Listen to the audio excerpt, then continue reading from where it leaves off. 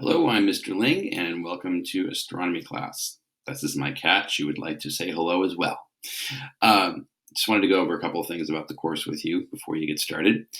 Um, First of all, class schedule, there's no virtual session for this class. Just so you know, you're just going to work from modules starting from top to bottom. Just know my contact information. You can, if you have a question, best way is to email me anytime of day or night.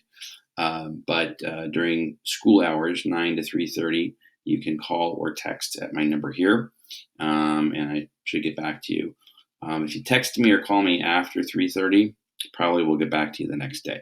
But if you are working late and you have a question, go ahead and email me because I work late too, and a lot of times I will respond via email late at night. Note my on-campus hours here, and when you're on this page, I'm kind of doing this as a general welcome, so in subsequent years, my office hours might be different, but whatever it is, look on this homepage, and that will give you when my office hours are, or when my days on campus are. If you need something more than just a quick question, you want to schedule some time with me, the best thing to do is to click the virtual office and you can schedule a time, whatever works for you. And you can, when you fill out that form, you can say if you'd like to meet on campus. If it's one of the days on campus, you could choose that. Or if it's a phone call or a quick Zoom session, all those work. All right, so let's just click into modules real quick here, and I'll show you a couple things. Modules. My computer's being weird.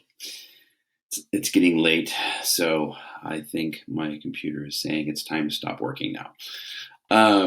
All right. So one thing that's really important in this class, written assignments. Read this because you need to turn your written work in, which pretty much all you do in this class is written assignments. It all needs to be done in Google Docs.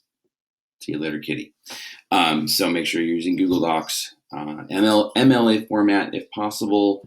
It's not totally a requirement for this class, but it just makes it easier to read. Make sure when you're doing the assignments too, that you post the questions for the assignments and the answers. That way, if I just get the answers, it's harder to grade because I don't remember what the questions are off the top of my head. So I have to go back and look them up again. So if you can put the questions and the answers together, that would be fantabulous. The way these units work here is they're all kind of the same here. You have your lessons, usually 5 or 6, sometimes 7 of them. You're going to read through those. That's where all the information is. And the text questions are really your kind of like your notes, actually. So what I would do if I were you is I would use the text questions, open those up before you start working through the lessons, and you can use these as kind of a guide, and they will help you also study for the unit quizzes. So text questions you'll turn in, lab questions, there's always a lab. Usually it's a video or some kind of interactive that you'll do, and you'll turn in lab questions that follow that. And in some units, well, in all units, you'll also have a unit quiz and discussions too at the end.